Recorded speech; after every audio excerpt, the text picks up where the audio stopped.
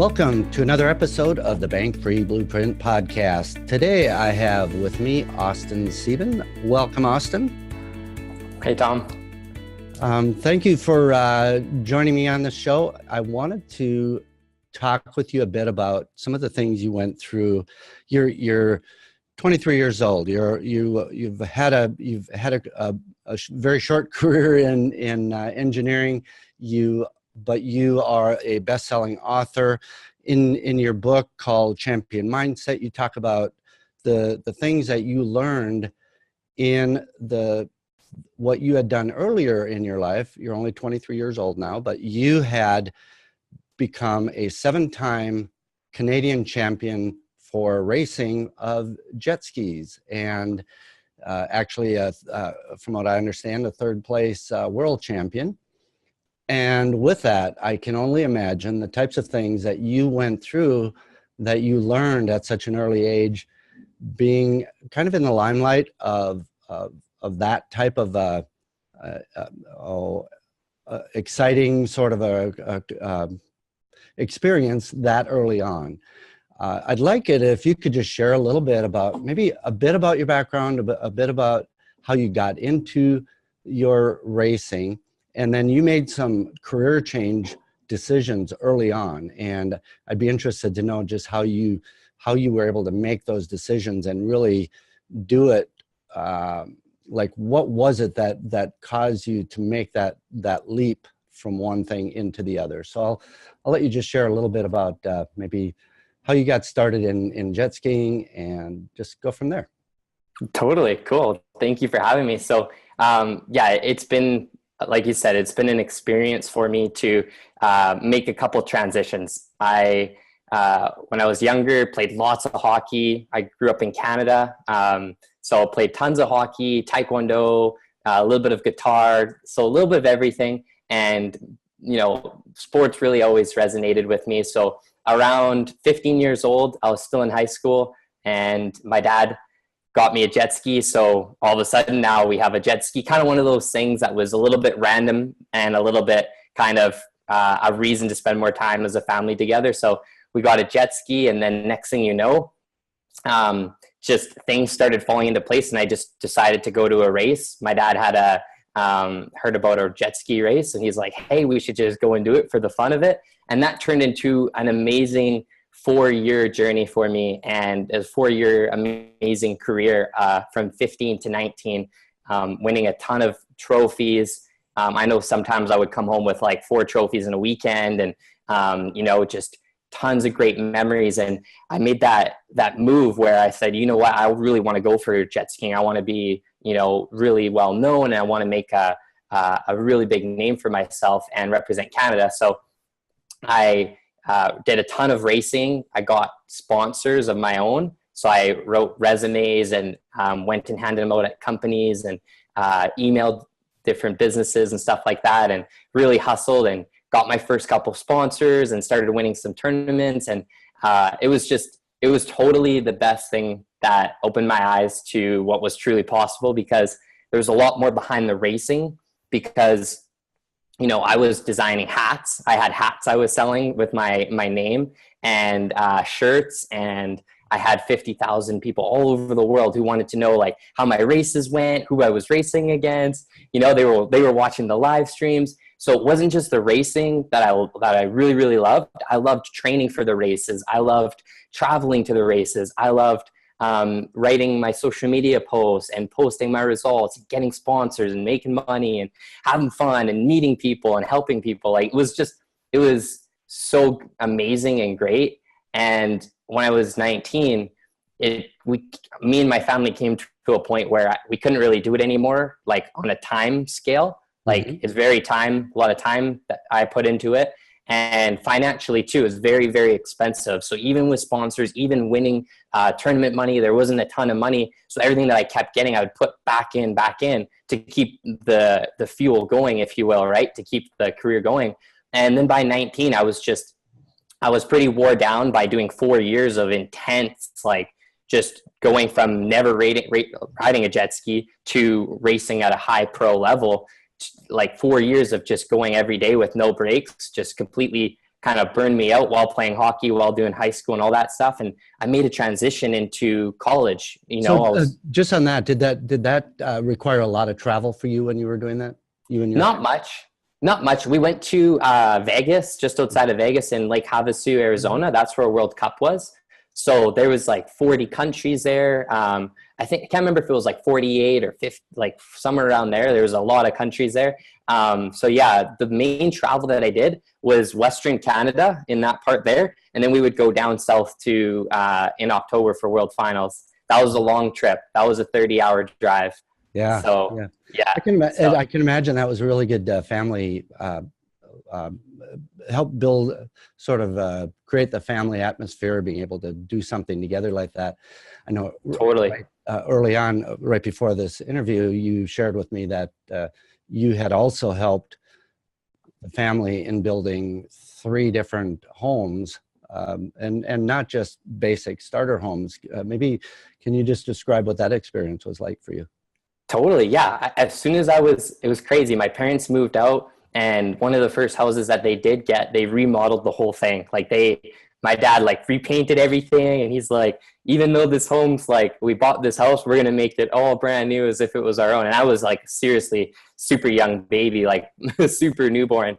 And my brother was a little bit older, 3 years older. And that was the very first house. So from day one, I was already like in a renovation home, and it was completely different. Then across the street, my dad bought an empty lot, and he's like, I'm going to build this huge 2-story, and we're going to buy 2 lots. And the lot beside it's going to be a hockey rink in the winter. And in the summer, we're going to use it for like shooting pucks or golf balls, like, you know. So he bought 2 lots. And then the big lot that we built a 2-story house and then in the back, we built a shed with a playhouse on top. It was awesome. It's still there today.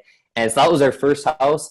And our second house, we bought it on the river valley. So we built this nice bungalow on the river valley, and we bought it to settle down and live in. And then we built this third house, and this was a luxury $1 million home. And that was just the craziest experience I've ever had. My parents, we spent a long time, like everything was custom. My parents were like, we're going to stay here and we're going to live here forever. And like, there was a pool table downstairs, a gym, and all my parents saved and kept doing houses. And they were like, this is our final one. And so I remember on the summer, I was in grade 10, and it was summer, and I'm sitting there shoveling dirt, shoveling wheelbarrows and carrying stone. Like, it was just, we put every ounce of energy into that. Even my grandparents came and my uncles, they were doing the installation. Like, everything was just top notch. So that was another amazing experience for me, was building those houses, for sure. Oh, I can imagine. And so would you say that it was that combination of the experience of construction and the experience of being a jet ski racer? Is that how you selected power engineering as your career? As interesting, actually. It's a good question, because I was in high school and I wasn't really that keen on school. Like, I loved having memories and good times, and I was always in fairness to my teachers and everything. But honestly, I took as low as grades as I could. So I was like, I don't want to do chemistry and calculus and physics. Those things all intimidated me, and calculus and all that stuff.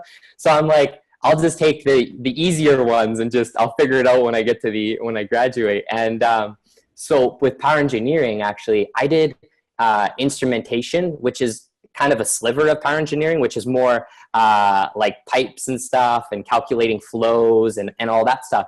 And I did in grade 12, but I didn't like it. I did it for 6 months as a program. I got selected as one of the students to do it. And so I got paid for it in high school, and I was making pretty good money, but I was like, I don't like this. I don't like, I guess, just the environment and just the way that the job was. So I decided not to do that. I'm thankful I did that, because or else I really wouldn't have known what I wanted to, but I know I didn't want to do that. And my brother did power engineering. He's 3 years older, like I was saying. And so I thought, what's good about it is it was well-rounded. So you learn a little bit about multiple industries, and overall you could work in a lot of different areas. You could work at oil and energy facilities. You could work in a mine, at a hospital, at a hotel, a school, anywhere where there's big equipment. And so that's why I picked it. It was overall, I didn't really know what I wanted to pick one specific strength. So I was like, why not do power engineering? I learned everything, right? I could learn some of the housing skills that you're mentioning. I could use that stuff and apply refrigeration and mechanics. And then the other side of it, it was really good money too. Like it was, so yeah. And so you ended up getting a job, pretty high paying, reasonably high paying job for starting out the way you did, but you decided not to stay with it a long time. And can you describe why, what was it that made you decide to change? And what was it that really gave you the courage to make that decision and make that actual change?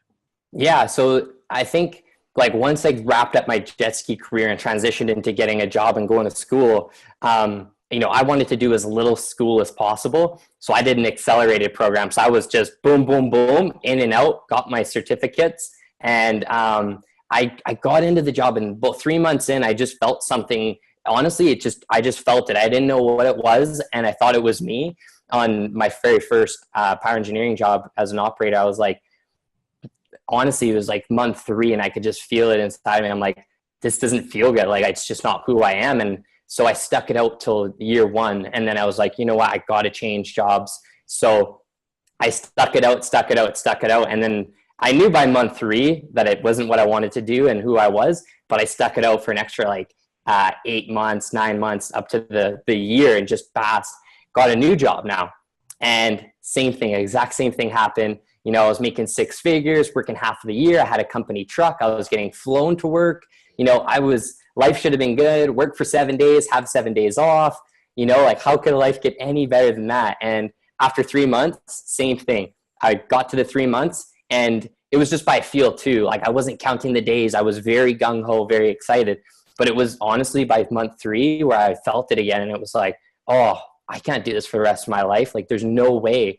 And I was making such good money, but there was no way that I could do it. So for me, I knew something needed to change, and I was the only answer to do it. I had already written my book. It was already, that was already set in stone.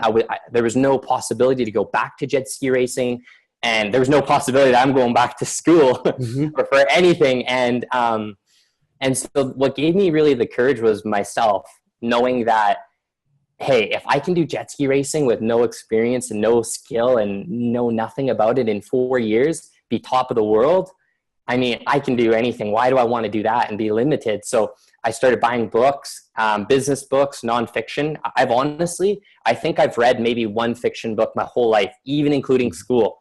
Like, I think I did the same book report every year from grade 8 all the way to 12, just boom. And so I got all these nonfiction books. I used to not like reading, and I started reading about business and personal development, and I started buying courses. One of the courses I bought was $10,000 US. And from taking those and taking action, I was able to say, you know what, I'm leaving my job. So it was about 2 years. So I did it from about 19 years old to 21.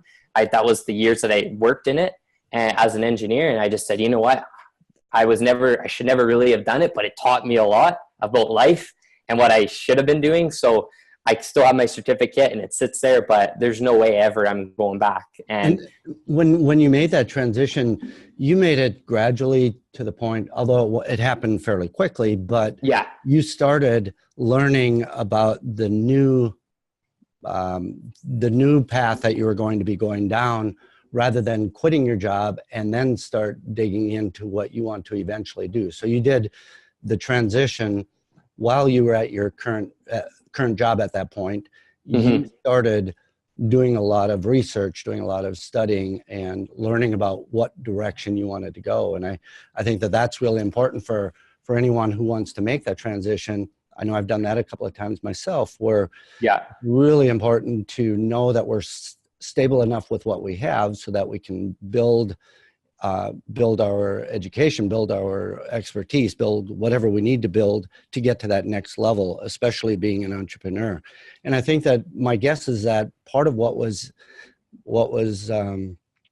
eating at you was the fact that you, from what I've known you now for a couple of years, and I know that you have a very high high level of energy and also very entrepreneurial, and to be able to be stuck in a 7-day a week, even if it's 7 days on, 7 days off, that could be really constricting, I would think.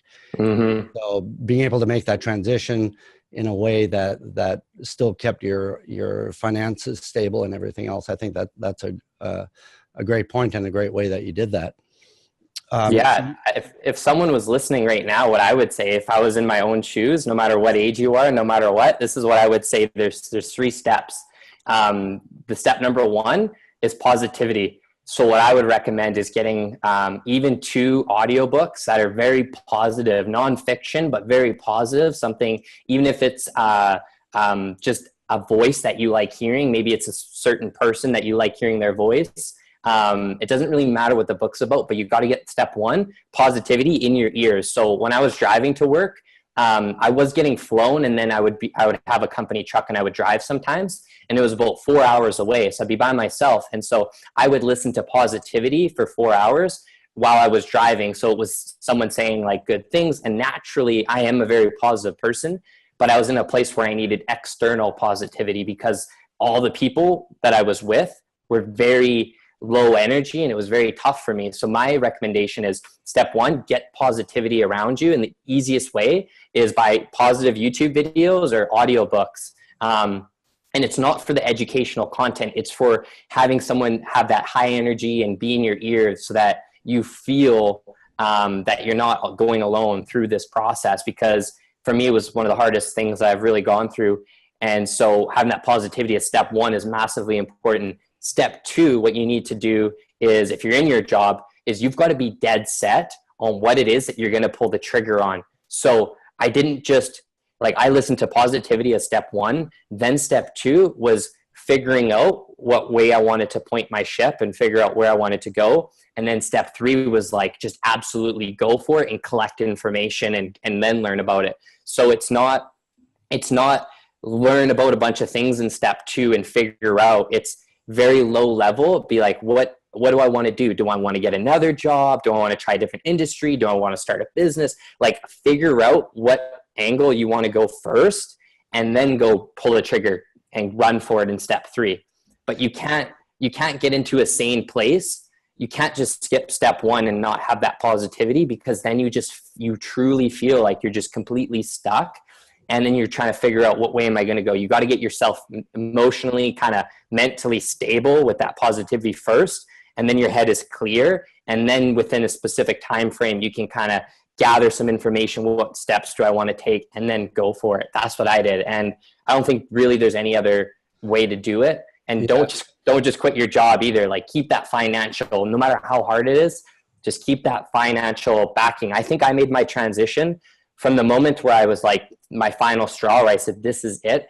I think the whole process from buying my audiobooks, my very first audiobook, to the moment where I completely sent in my 2-week resignation letter, I think the process was about 2 months, maybe a month and a half.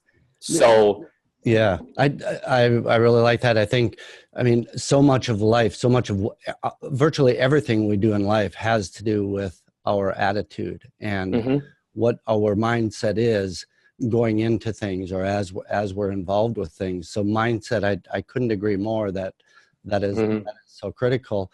And you just mentioned something too, that having a very defined timeline for when you're going to make that change. So I would even say that in some cases, I'm guessing in your case too, you were able to use those last few months of work almost as a lever to get you motivated to do something else, because it was a drag, because it was something you didn't want to be doing, but using that sort of negative energy of, I don't want to be here, and flip that into a positive energy of, I don't want to be here, but that's the reason I'm going to go to that next level, and I'm going to do whatever it takes to get to that next level. So I think that's some great advice.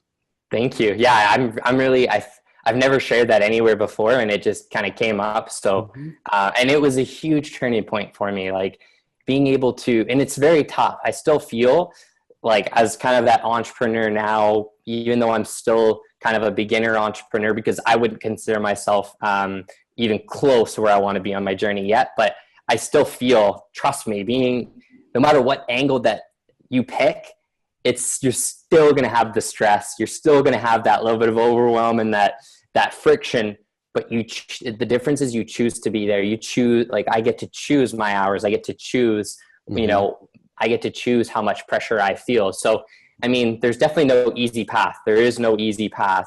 The easiest path to take is the one that you're happy on, because it's still going to be tough. So you may as well pick a path that you say, you know what, I'm going to do this and it's going to be a ton of fun. And this is the path that I choose, because personally, I'd rather have options. I'd rather pick my path rather than someone be like, this is the path you're on and that's it. Yeah. So, and even when we're right in the middle of those things that we really don't like, or that are just a drain on us, or it still is a mindset of us really taking it to that point of, I can either be here, I can be really miserable, I can hate what I'm doing, I can have that message spinning in my head all day long, or I can have the message of, this is a drag, I don't like it, but this is what I'm going to do about it. This is what I'm changing. This is the direction I'm going. And then we can focus on a whole different set of thought patterns that we have in our mind. yeah. And it just makes a big difference in the long run if we can stay out of that drain, that energy draining, that energy sucking position of, I hate my job, I hate what I'm doing, I hate where I'm at, and flip it and turn it into a positive energy of, I'm going to change because I don't like what I'm doing now. So I think and 100%, you definitely don't want to put yourself in a container where you feel like you can't move, in the sense that you're like, oh, if I quit my job, like, I got no money, I've got no income. So for most people, I would definitely, as the further steps down that path, I would definitely say, really at least get your income replaced too, or have something lined up. Like, definitely don't put yourself in a situation where you do each of the steps and then you're feeling really good and you're like, I'm just going to go for it. And then all of a sudden you have nothing to go back to. So definitely don't put yourself in a position where there's always courage that needs to be taken, but you always have to make sure that you're protected. So for me, like, I didn't have a family to take care of. Like, it was intense. It was a ton of pressure internally for me, even though I was young. I had my parents thinking, what the heck? Like, he just went to school and he's already like, he's not just changing jobs now, he's like completely done. So that was hard for me. And there's a lot of areas that was hard for me, but for most people too, even if you have a house and kids and payments on everything, there's always a way. And another good tip too is, like, at least try to replace your income. Let's say you are working as a server right now and you really want to be a coach. Well, maybe get 2 or 3 clients and now your income is about the same. There's going to be a little bit of a cross section where you're going to be hustling a lot more than you need to be, which is a little bit of pressure, but you're going to feel so good because now your income's replaced. You got your 4 coaching clients, you drop the job, boom, now you're in, now you hustle and get some more clients. Like, there's always that a little bit of a safety factor that you should try to implement. Definitely don't put yourself in the deep end. For me, when I started, I got some consulting gigs and I was making a couple $1,000 a month. Wasn't anything crazy. But I used that time to really up level myself. So in that, when I quit my job till now, I really used that time frame to just up level, because now I had tons of time. I wasn't spending 12 hours, 14 hours in a day working, right? And I wasn't working 7 days in a row. So I used that my first year to truly up level myself. So if I were to kind of reverse engineer how I got to where I am today, it's like step 1, get that positivity into you, like, audiobooks, YouTube videos, and it sounds silly, but you got to have that little bit of inspiration and positive energy in your ear. And the big tip there, honestly, is find someone that you like their voice. It's not what they're saying, it's their voice. That's what got me excited. It wasn't what the person was saying. It was almost like they were a friend, and just their voice was comforting for me. And it was nonfiction, and it was more things that got me going. So that's what I did. And then I transitioned by knowing what angle I wanted to take. Do I want to get another job? Do I want to start a business? Do I want to, be mentored? Do I want to just do some consulting? What angle do I want to take? And knowing how much money you have saved up for how long you can last is very important too. So I knew that I had X amount in my savings that I would be able to, even if I got no clients, I went for it. Like I completely quit my job and I went for it. And so I said, you know what, if at very worst case, I have this much to live off of. And when you made that transition, you Yeah. made the transition into being an online business expert, coach, mentor. When you made that decision to do that and that transition, now I know that you had 50,000 followers that you had built from your jet skiing career. Yeah.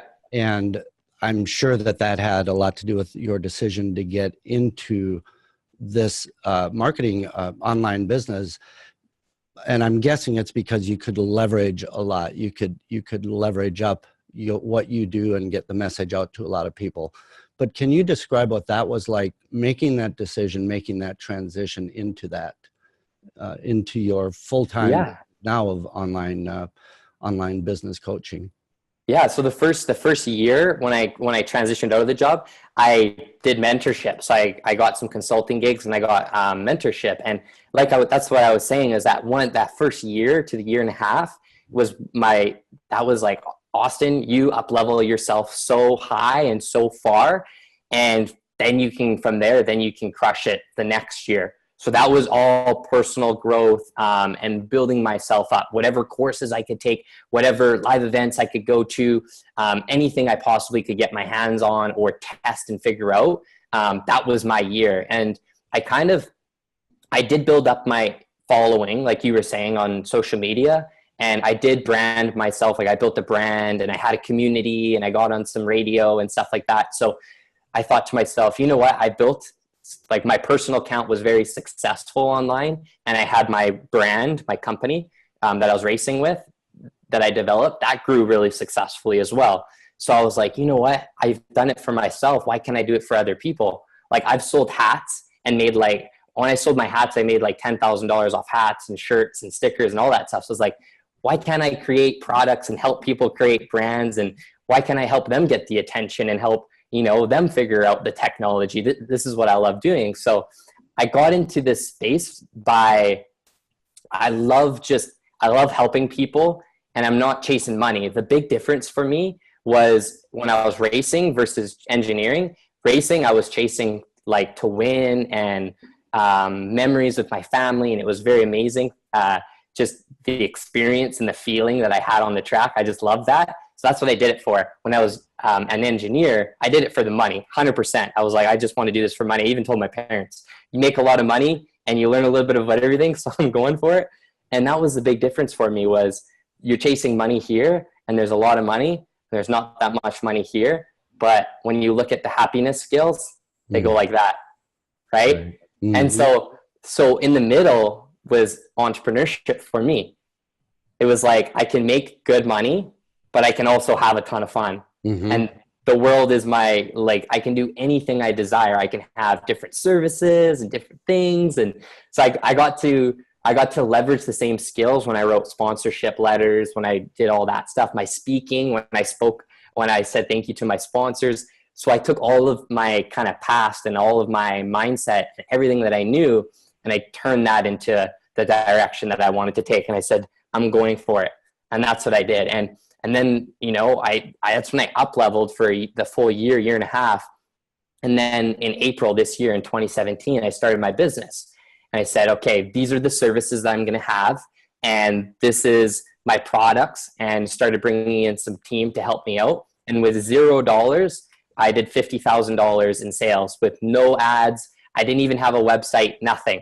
And I did that strictly through being able to have a brand already built up. So people already trusted me. They already have seen my success in different areas. And just through marketing myself properly with no ads or anything and putting in the work, was able to turn a pretty successful business so far. It hasn't even been, it's been about 7-8 months. And so we're going to do, by year one, we're going to do 6 figures for sure. So not a penny invested or anything. I mean, obviously I invested into myself, a big chunk of it, but for me to do $50,000 with not a lot of my time and having my team do a lot of it, it is probably one of the best feelings. I feel like I'm back racing again, like just up to this point where my team's doing a lot of the work and I'm paying them for that. And it leaves me a little bit, but I feel great because now I have that freedom. Just like when I was racing, I have that freedom of time,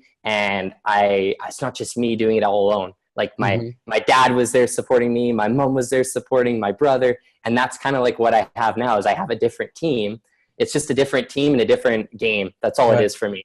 Yeah. Right? Yeah. That's cool how it all came together. Now, when you are mentoring your students or the people that you are coaching or that have hired you, there must be some sort of a consistent theme of challenges that these people are having. Can you just describe what the maybe the one or two top challenges would be, and what sort of advice do you give them?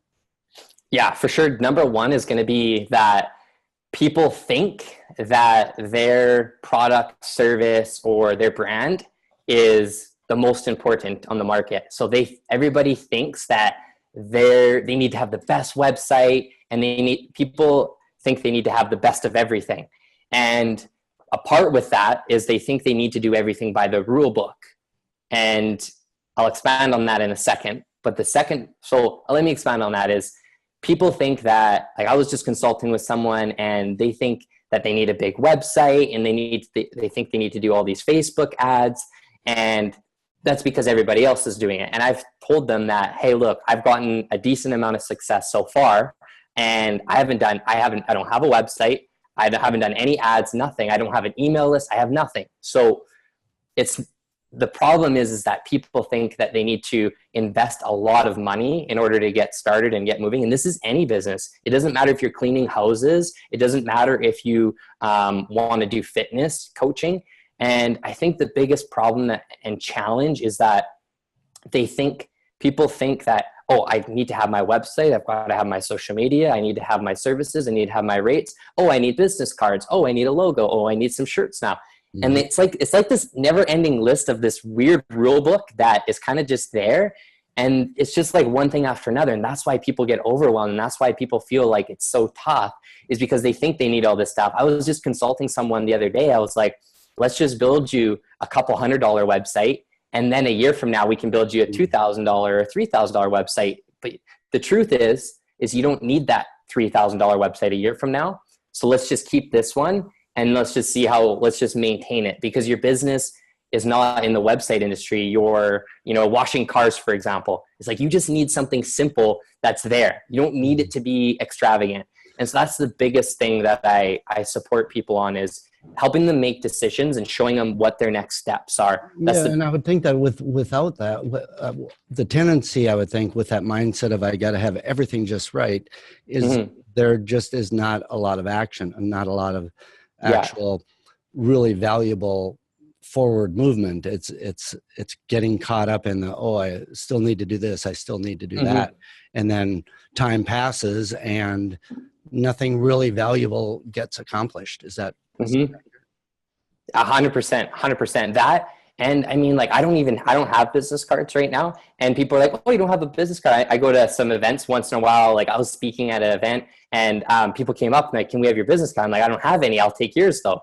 And that's the difference is, and I asked people when I was speaking, I said, how many people have made $2,000 in one day? And some people raised their hand. How many people have made $5,000 in one day? Some, like half the room, put their hand down. How many people have made $10,000? And I think there was, maybe one hand out of 30. And so, but how many people have business cards too? Right? So those people all came up to me and they're like, you don't have a business card? And it's like, well, what you focus on is where what's going to grow. So if you focus on building business cards and handing them out to everybody, that's all your business is going to be, is giving out business cards. That's all it's going to be. Where my mindset is like, I don't need the business card. People can find me if they really want to get a hold of me right now. Yeah, maybe down the road I'll have some business cards to have contact info. But the moral and the truth behind it all is focus on the right, proper things, making money, serving people, helping them, and doing a job well done. But that's what you should be focusing on, not the little knickknacks and the small stuff, because that just drains you down. I mean, this one lady, I built the one website that I had mock up. I did it in like a week. And this one lady in my mastermind's been working on our website for 6 months. Wow. It's like, so that was the first one. Is the first one for sure is they're not taking action because they think that they need, it's not perfectionism. That's definitely a challenge, but the challenge is truly, they think they need to have all of these check boxes to have a proper business, but they don't. You just need to have a quality service. You need to, if you do a really good job, have a good service and good pricing, people, like, all of my business is word of mouth. And I'm an online business guy, and all of my business is through word of mouth. Kind of ironic, but it shows you what's possible in the contrast. And the second thing I would say is, not only aren't people taking action, is they're trying to listen to too many different people. So one time we did a challenge, like my team did a challenge, and this lady, she usually does about $60,000 on her launches. And this one time she decided to listen to one of her copywriters on her team. And the copywriter is the person who does on a sales page or like a website or any advertising text. That's called copy. And so she listened to her copywriter, and her launch did under 30,000 the time that she listened to her copywriter. And all fairness, she's listening to people on her team, but how many people can you totally listen to? And so the challenge and what I'm seeing out there is there's a lot of free information out online. And I think that it's very easy to read a couple books here and get an opinion, and then listen to a podcast here, and then watch some videos, and then hire a coach half-assed and get some insights there, and then not knowing what to do. So it's almost like too much information, but it's also like people are trying to get opinions from all these different sources, and then they feel like, I don't even know like who's right. And then they spend all of that time trying to get different opinions and who should I listen to? And it's so diluted that by the time you're done, you don't have a solid message when you're done. Yeah. So it comes back to the no action thing. It all stems to the no action thing, like you mentioned. So the first one is no action, because they think they need to have all of these things, and it's a little bit of that overwhelm. They think they need to have the official business checklist, and they go through all of that. So that leads to no action. And then the second one is like, they're listening to so many different people on that they can't even, they're like in paralysis. They're not even analysing anything. They're just in paralysis, right? Information overload, right? Yeah. So I mean, with the internet today, it's so easy to get bogged down into so many different interesting things that it just becomes information overload. So 100%. And those are by far the biggest hurdles. And this isn't just like in America or Canada. Like, I've consulting in UK, Singapore, like there's other areas of the world too. So it's kind of a common problem, a kind of a common challenge, common problem. So my solution to that would be, if I was consulting someone, I'd say, look, listen to one person that you genuinely like their stuff overall, and you think that they have valuable information, just listen to them. And eventually, if possible, try to hire them as a coach or get some of their courses and go deep and listen to what they think, or at least find someone who talks a little bit about everything with a non-biased opinion. So someone someone who's talking about, maybe they talk a little bit about fitness, a little bit about investments, a little bit about relationships. So you can up-level yourself in different areas of your life, and you can grow, and you can at least leverage them as a seed to, I want to learn and look a little bit into that, or, that sounds good. And then you're getting the information from someone who you actually value and trust. And that's not going to lead you into, it's not going to lead you into a place of overwhelming confusion like most people. So maybe this would be a good time for you if you could describe briefly with your business consulting, what is it that you focus on? What is it that you bring to the people that you mentor or coach? Yeah, the truth that I bring, what everybody's after is results, right? Everybody wants results. And so I help people get results with the lowest price and investment possible with the greatest ROI. So I've worked with lawyers and divorce lawyers, supplement companies, a range of people. But the truth is, with my background and my experiences, I'm looking to get people results with the lowest investment and the biggest ROI. And I mean, I just saved someone $10,000 just by showing them an alternative way to run a live event. By changing the venue setup a little bit and bringing in a couple different contractors, they changed $10,000 straight across, and they didn't that was just their intro call with me. So I think the big thing that people need is they need help taking action. And that's kind of where I support a lot of people, is how to take the quickest amount of action with the least amount of overwhelm. But truly the core and the distillation is, how do we get results for people with the lowest investment, whether it's their time, their money, or energy too. So I think the world is starting to wake up in the sense that life isn't just money, it's also time too. And not just time and money, there's emotional. Like, you could have a phone call with somebody, like let's say somebody who your neighbor calls you and you don't really have a great relationship. I mean, one phone call with them, middle of your day, it could drain your whole day of your energy. So I'm really aiming to create the best results for people, that on their time, on their energy, and on their money too, because that's just the way that it needs to go. Because like we talked before, everybody's having this common challenge, and we want to get them to a point where they can just keep going past that. So that's what I'm passionate about. Great. Well, just to wrap it up here, I would like to know if you have any particular book or resource or anything that you recommend, whether it has to do with the actual online business itself, or if it has to do with the motivation like you spoke about earlier. If there's any one or two books or resources that really stood out for you and helped you get to where you're at right now. Totally. I think The Miracle Morning is a super good one by Hal Elrod. That's a really great book. And I think that one's really good because you really set your day up to win. And he shows you many different things that you can practice to wake up in the morning, different rituals and different things.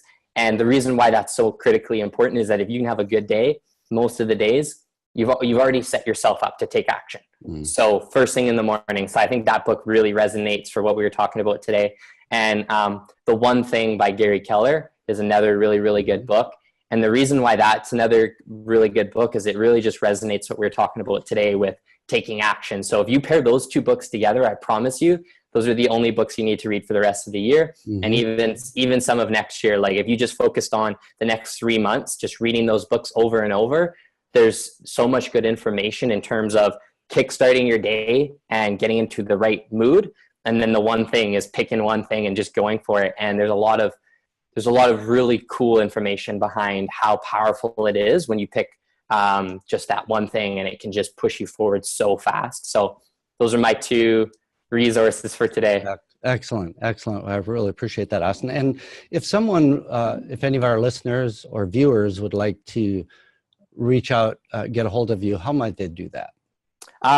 Go to my personal brand is officialsieben.com. So OFFICIAL, and then Sieben, SIEBEN.com. And it shows you a little bit about more my social media, a little bit about me, and some of my links and stuff. So great. Yeah. Excellent. Well, this has been great. Real pleasure talking with you. Thank you for joining us on this episode, and definitely looking forward to another session soon. So thank you, Austin. Thanks, Tom.